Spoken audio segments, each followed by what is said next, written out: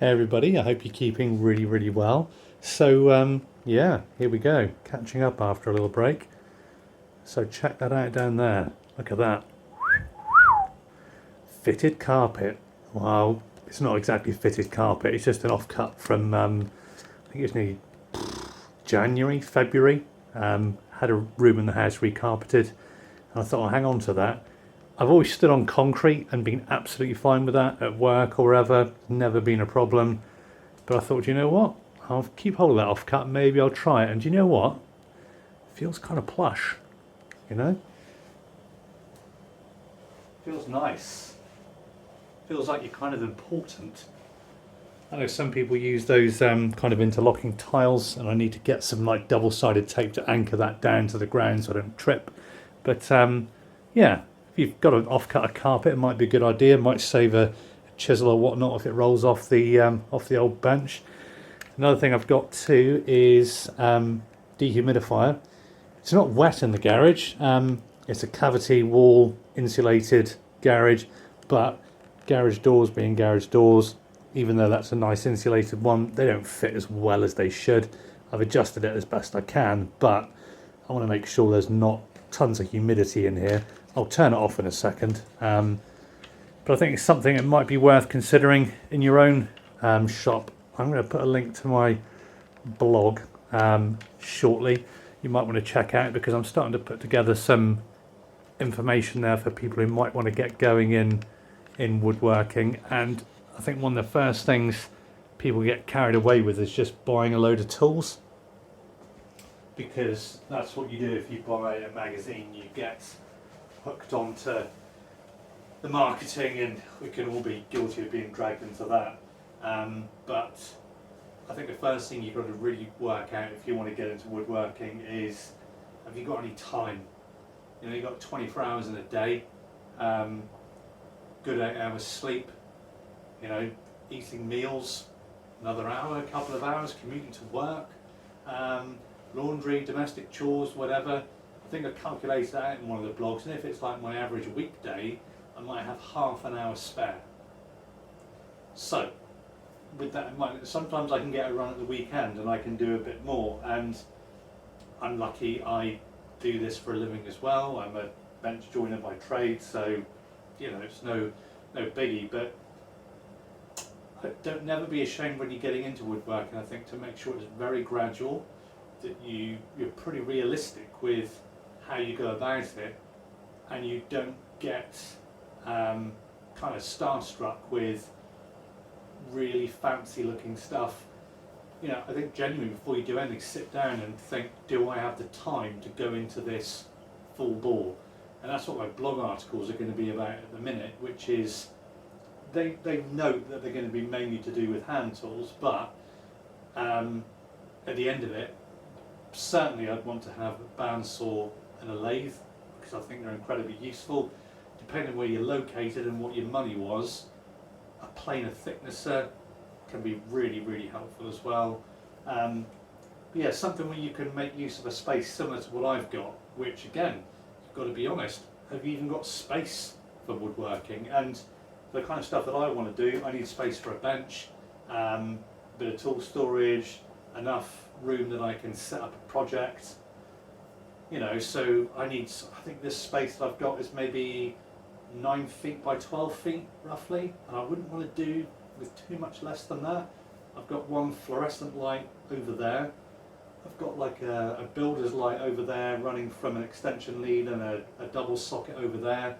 So, you know, there's not tons of room, but it's enough. And I know people can say, oh, you know, I can get by with working on some trestles or whatnot in a flat or whatever, but I think your neighbours are going to get annoyed with that quickly. So it's a tricky one.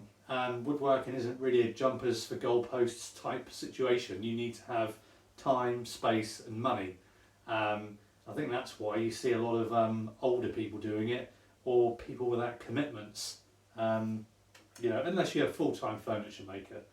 So, run up to Christmas, what have I got to tell you?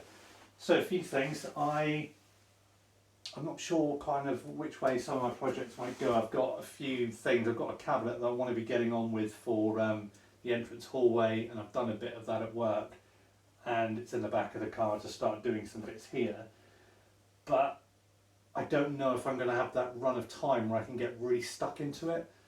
So I might do some other smaller stuff, even though I just did that video on kind of crosscut saw sharpening, and I'm sure on that one a lot of people will look at it and go, hey, I need to do my saws different ways. That's fine. But I've got a nice little dovetail saw I picked up from a car boot sale a while ago. The plate is straight, which is good news, but handle's a bit slack and the teeth are worse than mine, so it needs some work. So I'm tempted to do something like that over Christmas, just nice and easy, recut the teeth in a bit. And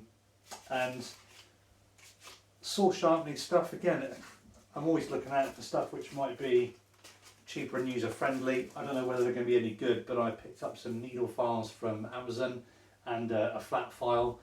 I'll put a link in the description for those. I don't earn anything from the affiliates, and that's another thing we'll talk about later, but I'll put them in there. And if you've got something small, like I did on the crosscut video, if it's like a dovetail saw or like a small back saw, these kind of needle files work quite well. So yeah, I'd be interested to see how that goes. When I was in a supermarket the other day, I bought a lump hammer. I don't know why, I don't necessarily need one, but they seem to be the hand tool du jour. You can buy ones with kind of a fancy engraving on them, or you can get one with Parkside written on the side of it, which indicates a certain level of poverty spec, which is what I'm indulging in. I think it was about £7. So if you want to hit something like maybe something that's frozen up in terms of like a glue assembly, or you just want to carefully drive something up together, that could be an option. I don't think it should be number one on your list as a new hand tool woodworker, but if you're pushing the trolley around in the aisle of the supermarket and you think, oh, that's £7, then it could be worth a look. Another thing I did was, I'll do a video soon about getting premium tools cheap, which is very difficult to do. But I picked up a couple of premium tools, and one of the most delightful things I got with the premium tools was this delightful blue towel. It's pretty swish. You don't, I mean, I don't think Lee Nielsen, I thought that was blood for a minute, it's not.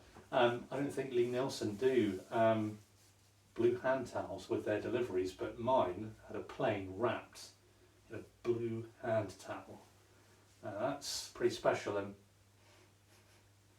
it smells like it could have even been laundered, which is pretty incredible. And there's one other thing that I quite like to do, and it might be one of these nice little things that's not going to use too much of my time. People talk about preferences with chisels and whatnot, and I think to get a good quality one for good money, second hand, if you're fortunate enough to have a place like the UK where it's not difficult to get hold of them, you can pick up some good stuff for not much at all. So like an inch chisel, they don't even need to be beveled edge. They really don't. Beveled edge are good on the smaller sizes, maybe 1/2 inch and lower, because you may be having to get into nice little neat corners, but the amount of times I need to get into really neat angled corners with an inch chisel, I can't remember whether professionally or doing stuff at home when I've needed to do that. So you can look at your square-sided chisels like this one, which is one I use a lot here at home. I picked up this one the same time as I did that saw, and